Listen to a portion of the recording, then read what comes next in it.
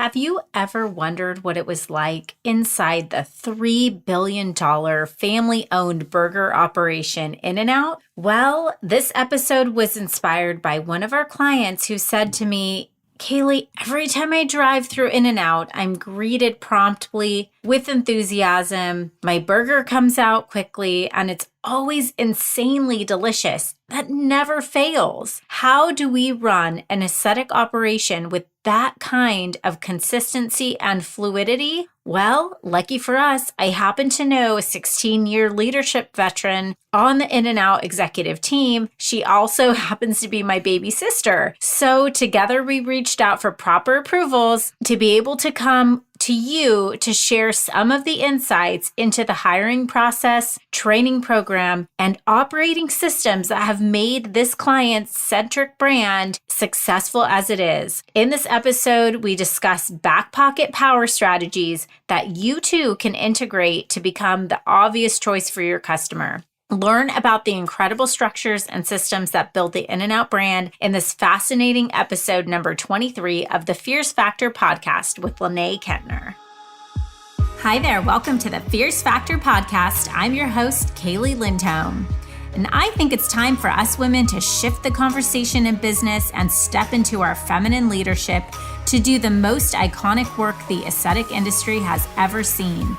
Each week, I'll be bringing a powerful dose of strategy, sarcasm, solutions, and sass that will rev up your creativity and ignite your brilliance as you link arms with me along our shared path of personal and professional growth in 20 minutes or less. Let's go. Welcome, Lene. Thank you. This is the first podcast interview I've had a chance to do. Well, I'll take that back. The second podcast interview I've been able to do face-to-face with somebody. The first one was with Dr. Sabrina Fabi in March, literally like the day before the pandemic hit. So this is exciting. We're in the same bubble. So we get to be here in the same room. So thank you so much for joining today. Thank you for having me. So Lene, you have been with In-N-Out for 16 years. Yes.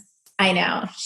Doesn't look like she's quite 16 yet. So tell us a little bit about yourself and what it's like to be a general manager of a $3 billion burger company. Well, like Kaeli said, I've been with the company for 16 years. It was my first job. I just went in there wanting, honestly, to make more money. And my friends had worked for In-N-Out. And so I was like, okay, cool. I'll go apply. And I got the job. And just like anything, I went through the interviewing process. I had probably about 2 interviews, and I almost didn't get hired because I was playing sports at the time and my availability wasn't quite what they wanted. But as time went on, I'm definitely the type of person that constantly wants to move forward and get to the next level. And I watch people do their job and I look at it and say, I take the good and the bad. And also I'm a visual learner as well as a doer. So I kind of just throw myself in that position and continue to move forward. I was going to school at the time as well, but I just wasn't, obviously I was in high school, but as time went on, I graduated high school, I was in college, and school wasn't for me. But I knew with In-N-Out, I've learned a lot of life skills of just how to show up to work on time, just deal with people's different personalities. And as I continued to move forward, I just figured that this would be a great opportunity to do something that would look good on my resume if I ever wanted to do something else. And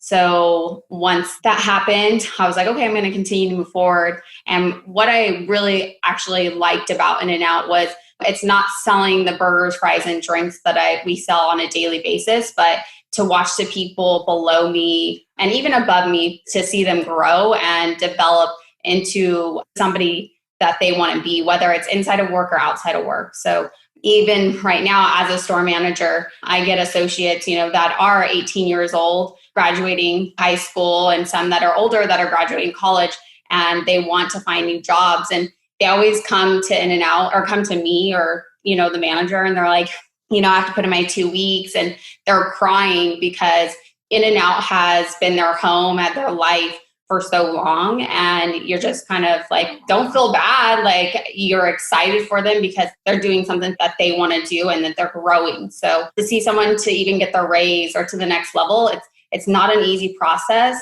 especially as you start to move up within the company and becoming a cook or a fry person or a board person. So when that happens, you're super excited for them, and you praise them. Aw. So, Nate, when you're saying, so thank you for that. I think that's really special. And obviously can sense your passion. So when you say you wanted to make more money, but it was your first job, you meant you want to work for a company that is known for paying their people well. Is that right? Yeah. Well, yeah, they started, I want to say they were like $2 over what minimum wage was and what any other company was offering. And so for me, it was kind of, I wanted to work for a good company. And I didn't know too much, to be honest with you, about In-N-Out. I mean, like you go through the drive-through and like you look at the person dicing the potatoes and you always hear like, well, I want to be that person that dices potatoes, but like you do. And a lot of times if you see males that are doing it, or especially when I was younger, I would only see males that were like dicing potatoes. And you're like, well, I want to do it, like I could be just as good as them, So let's talk about that because I do find that fascinating. One thing In-N-Out is certainly known for is the consistency of the high quality product and service that you get. And so for you, there's, okay, sure, an hierarchy of skills like dicing potatoes, maybe you have to have a certain, but from the consumer standpoint, what does it take? How do you create that level of just consistent quality of product, customer service? Every single time someone goes through that drive-through, they know what they're going to expect. Like regularly, I'll go through McDonald's and they gave the wrong toy or whatever, Happy Meal, right? Like you just don't get that. Very, very rarely do you get that with In-N-Out. So how does that work behind the scenes? I think it honestly just starts from when you get hired. Like I could tell you when I got hired, the first thing that you do is you kind of go in and you talk to a store manager or assistant manager or the hiring manager. At the time that I was getting hired, there was a trainer. So they call it a store trainer. Kind of resorted back to that recently, but it really starts the day you walk into the door and what the culture is. People, the associates introducing themselves to you, you sitting down and watching modules coming from the founders of the company, and Lindsay, who is the owner, now the daughter or the granddaughter, and then also just even what Harry and Esther Snyder wanted and their vision and their goal for the company. And it just starts right then and there. And then afterwards, you kind of just, your manager or like I said, the store trainer will teach you and walk you through the steps of what you need to learn. But it's a constant reminder of what they expect from us and what In-N-Out wants to see.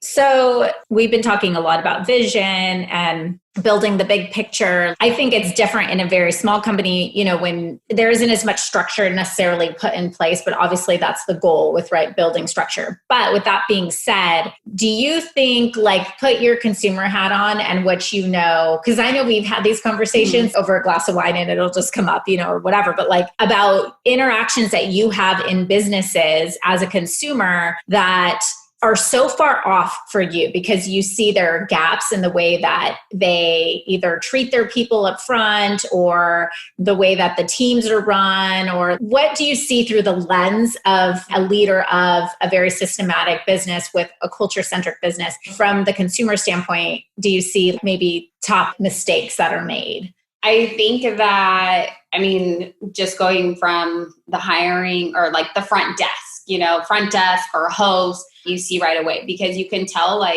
just if they're super excited, if they're not, how they greet. We're really big on if someone comes to our window, we greet right away. So when you go to a restaurant and you stand there and you're like, where's the host at? What is going on? Or you go to any place that has a front desk and no one's there. It's kind of okay, well, what do you do? It's almost like an awkward, okay, let me just, look around, and waiting for that person. So I think that, and then also the way people handle difficult situations, because I think that's all a training process. And then also that kind of, if your associate or doesn't necessarily know how to handle a difficult situation, that reflects on the manager or the higher up. And you could handle that situation completely different than your employee or your associate would. But that's where the disconnect of like the training and kind of being like, hey, our main goal here is to take care of the customer and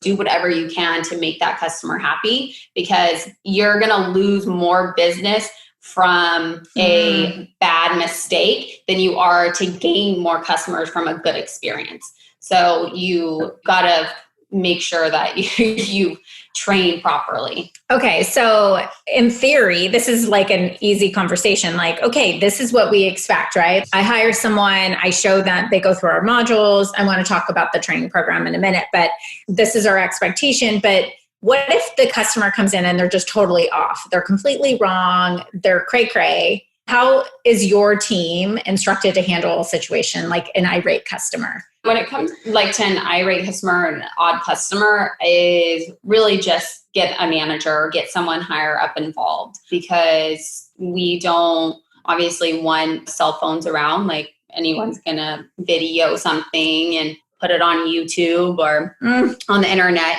so another kind of like knock. And honestly, I'm sure there's a million videos out there of in and out handling situations, not the best way. But I think that for me, like when it comes to like an irate customer, what I try to teach my associates is kind of, right away get the manager involved and just do your best to kind of calm them down. And if that means kind of going above and beyond, even if it's not necessarily what you want to do, but you just want to kind of in the situation almost in a way, that's what you have to do.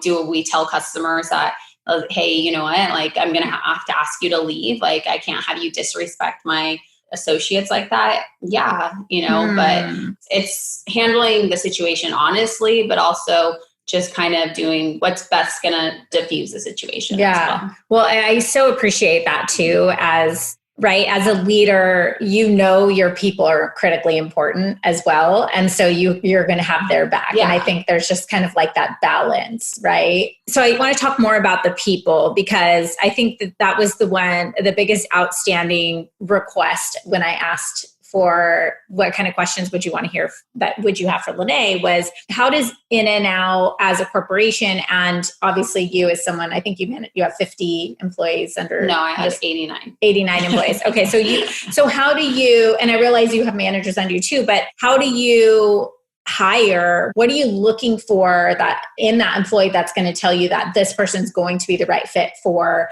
this standard of really operations? Okay, a couple things. So one, I'm going to think about if Lindsay, my owner, was to walk into my store, is she going to see this associate and be like, wow, this associate would fit with In-N-Out? But I also have to think about, is that associate going to fit with me?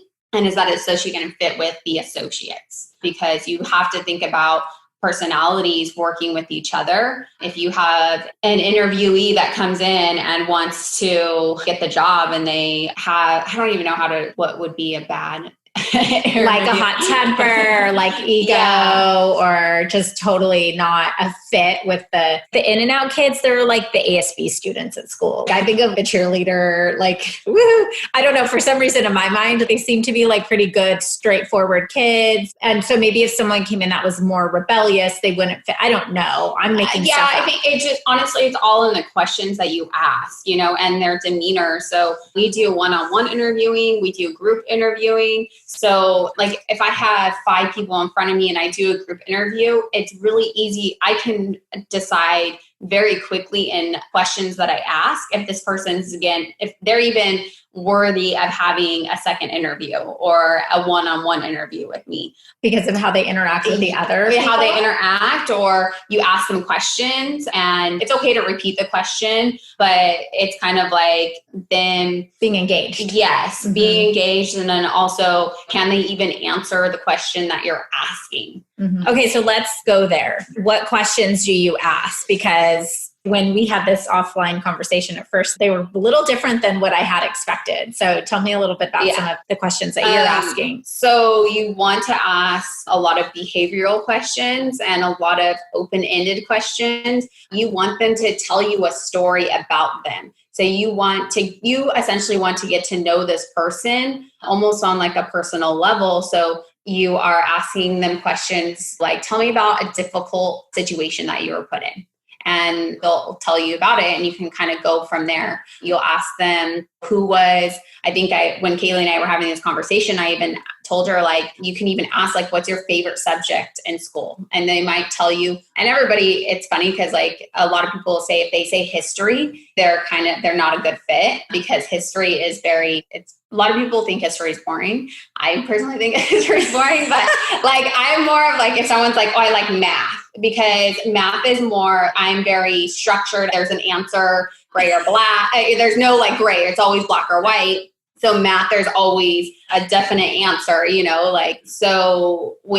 which doesn't fit into a startup. No, I know. I was just saying. Then we were talking about asking them, like, you have a mentor or favorite teacher, and it's, they might tell you, yeah, my mentor is this person. And okay, why is that person your favorite mentor? And they might say, well, they spend a lot of one-on-one time with me. They go through the process that I need to go through. And you have to look as, for me, that is kind of a red flag because I have 80 associates that I have to deal with on a day-to-day basis. I have a schedule that I have to do. I have shift people that I have to manage and make sure that I'm developing them as well and developing the leaders that want to become a manager. So I don't always have that time to be like, hey, let me sit down with you and work with you one-on-one. It's kind of like, hey, let me give you feedback. I need you to work on this. Okay, fix it. And like, let's move on type of thing. So if someone's telling me that I constantly need that one-on-one attention, I might not think that they're a great fit for my store or for In-N-Out in general. But again, every manager is different,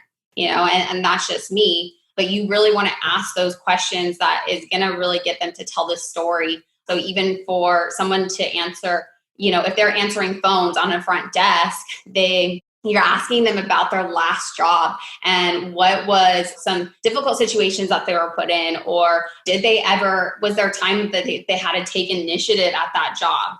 And what did it look like? Because you want them to paint that picture of what it's going to look like at your business and working for you and underneath you. Are you going to have to micromanage them? Are you going to have to constantly have those conversations and discipline them? Like, you have to think about what's going to make your job easier so you're a better boss, essentially. Mm-hmm. And you mentioned before, one of the first things you said to me was, which we probably say too many times and it's kind of obvious, but hiring for attitude and looking for passion was something that you said, because the skills, you're going to teach them how to do the things, right? Yeah. So let's talk a little bit about what an onboarding or training program is like coming into In-N-Out. So, I think it's a little bit more kind of high. I want to say it's a little bit more high tech than most companies. Obviously, we have modules and videos that we watch, and it goes through everything. It goes through how to take care of a customer. The customer is number one. Give the customer the pickle. It talks about the pickle. Yeah. What's that? Meaning giving them the pickle. Like, there's a story where like a customer wanted. It's like giving them something extra. It's like just taking care of them. Oh, like the extra sauce. Yeah, exactly. Over delivery. Over delivery. Yes, exactly. Over deliver. Well, and also customers like to be surprised and delighted. Mm-hmm. And so a lot of times we want to sell, like, you're going to get this and you're going to get this and going to get that. And sometimes it's nice to just hold one little thing back, like the little cookie at the checkout or the gift bag, or right. There's just a little something that they didn't expect. Yeah, but that surprised and delighted them. Yes, exactly. The pickle. Yes, exactly. Okay. All right, I like that. Even going back to kind of what you talked about earlier, like the passion and stuff like that, it's like you got to find someone that is going to be, there's certain things that you can teach. You can teach someone skills and, what you want within your company, but you can't teach them how to have a smile on their face, how to have a good attitude about things. So, I'm sure, and to be honest with you, I've had plenty of associates or interviewees that come and interview very, very well. And as an employee, they're a little bit difficult. So that's why having those questions and kind of trying not to be biased on, like, I like associates that play sports because it's hard work, it's disciplined, it's structured. So, and I think team. Yes, exactly. A team atmosphere. So you're kind of that's what you look for. But you also ask these questions of like, why did you play this sport? Or like, what about that sport do you like the best? And sometimes it's just kind of them talking about them being a leader or them talking about this. And you could see, okay, then you're looking at the vision of how this is going to look in the future with them. I see them moving up within the company. I see them staying and growing and learning and things like that. Mm-hmm. Is that a deal breaker for you? Like if an employee, that they're going to be temporary or they're coming in for a short-term period, is that okay? Or do you only look for people that I want this to be my lifelong career? No, I mean, the thing is any associate it's always a temporary job. Like, that, like we don't hire anyone full-time. So it's knowing that this person, obviously high schooler, okay, they're probably going to stay through high school. You kind of know that. College, they might have to leave. But really, like for me, that doesn't really matter because it's more about how can I teach them the skills that they need to know to survive and to get to the next job. Well, it's like you get associates that don't, when they first get hired, our structure is you need to shave every single day, for a male, or females can't get their nails painted. They can't have drastic makeup on. Oh. So it's kind of like they have to learn to do these things every single day or change a little bit of who they are or what they were before. Adapt. Yeah. And are they able to do that? So you teach them how to be that way. Like, for example, I recently just had an associate who quit because he got a different job and he was like, oh, can I drop down to 1 day a week? But he wasn't very reliable. And I told him no. And I go, as much as I care about you and I want to see you grow and, I want you here, but at the same time, it's not worth my time to have me schedule you and then you might call out. So it's just and him understanding that he can't do that at his next job. Okay, so we all need to hire the people that have gone through Lene first, right? Yeah. Okay, so how are In-N-Out burgers so good? I don't know. That's on, they started in 1948. So it's just, we've stayed the same. And I think that's the one thing that people constantly want to change things. And even within like my systems, if I constantly change things, that system is never going to become good. It's never going to become concrete or not going to be, if I make tiny little tweaks, I'm going to get better and better. So I think that with In-N-Out, since it's always been the same menu essentially since 1948 and it hasn't changed. Had they found better vendors within quality and better machines or whatever it is to make the quality even that much better? Yes. But it's little changes here and there. You never see a drastic change. You never see us add avocado all of a sudden on the menu or add bacon or, and I think what a lot of companies in any industry is that they want to change, they have a vision, this is what I want. And because they find a problem or a hiccup in that vision, they go, okay, let me scratch that vision. I want to go to this, rather than really kind of looking at the process of it and kind of being like, hey, where did that hiccup happen? And what do we need to change within that process and stay within that vision? Because that's what's going to keep them. I think one example that we could relate to in our industry, my business coach is always saying, where can you shave? Where can you shave? Speaking of shaving, but because the Pareto 80-20 principle, right? 20% of what we do is essentially bringing in 80% of our revenue into our business. And so what we tend to do is there's a new great procedure, there's a new machine, right? There's the new this, a new that, a new marketing strategy. And so it's very tempting to want to kind of jump into the next thing because it's that shiny object, right? Yes. The shiny objects dull quickly, And so I think what you're saying In-N-Out has just done is they know what they do well, and then every single day, their job is to continue to do it better. I will say too, the product is great, but one thing that they do exceptionally well is the delivery system. The product, the way that the product comes, the service, I was so impressed with just even with this COVID stuff that In-N-Out was really the first business that I interacted with, right? When like restaurants were open and I could drive through, they had really the kind of touchless experience from even taking orders 6 feet away with the mask on to kind of expedite the line. And then by the time you got up to pay, there was the holder for the credit card that had an extension on it. So nobody touched or anything, and the bag was on a tray. And it just, the whole kind of process, they were just on top of that. And so that's something that I think from a consumer standpoint is super impressive. So can you tell us a little bit about the In-N-Out secret menu? I wouldn't say it's a secret, to be honest with you, because I feel like everyone knows about it. But they don't. I mean, honestly, it's just kind of, you have your 4x4, your 3x3, like your animal fry, because I don't think an animal fry is on the menu. I have to. Well, there's a Flying Dutchman. Mm-hmm. There's always stuff I hear about on the secret menu. So what is the concept behind the secret menu?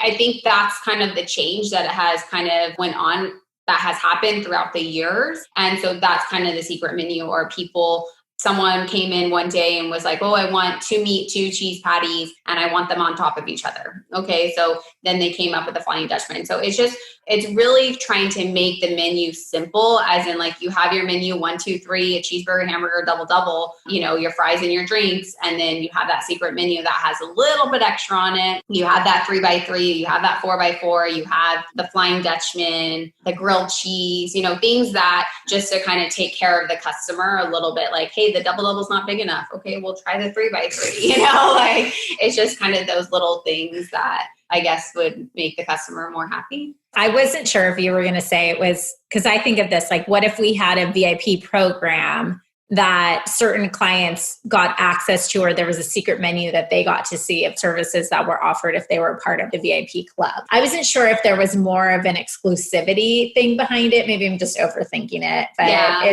don't know. People tend to like that. I just think it's kind of cool for marketing. I think that it would be. And I think, even going back to like you talk about the shiny new thing is, super exciting to get, but everybody kind of wants to stick with people want their normal routine. They want they know, and they want a result. Yes. And they want to know that the person that they go to, you think about in any industry, going to a restaurant or a dentist or anywhere, you want to go to that same person because you trust them. Yeah. And I think that's the one thing is like In-N-Out has built these trust with their customers. And so the customers continue to come back. Now, do we make mistakes? 100%. We all make mistakes, but we also know how to take care of that customer if we make a mistake. And most of the time a customer is like, it doesn't happen very often, but so I'm going to go back. But if it's something that's continually to happen on a day-to-day or every time that they come to visit you, eventually they're going to start telling people like, man, like, I went to In-N-Out or I went to this place and I had bad service. And then they're like, man, I went there the other day, like hoping that it would change, and it still hasn't changed. So now they're going to go find something. So do you guys send in to that? I was thinking that obviously to be consistent, I'll be honest, I realize it'll be like a random middle of the night and I'll be like, oh, are we doing that? Like, I even think I sent Shannon an email this morning. Do we have a system for when someone signs up here with this email, does that go there and do they get access to this? And it just kind of came to me. Mm-hmm. And I'm on my way to the 3 billion, but we're not quite there yet. I can't imagine a company of that size. But like, how do you ensure that consistency? Do you have secret shoppers? Are there like quality control checks that are part of like the standard operations? Yeah. So on every level, from the shipment going into the warehouse, they have quality control. So it starts from there. As a store manager, when it gets to my store, like I said, every store is what we call it is like you have an umbrella that essentially we have to be under this umbrella, but our store is who we are. So my store may be way more structured than another store is.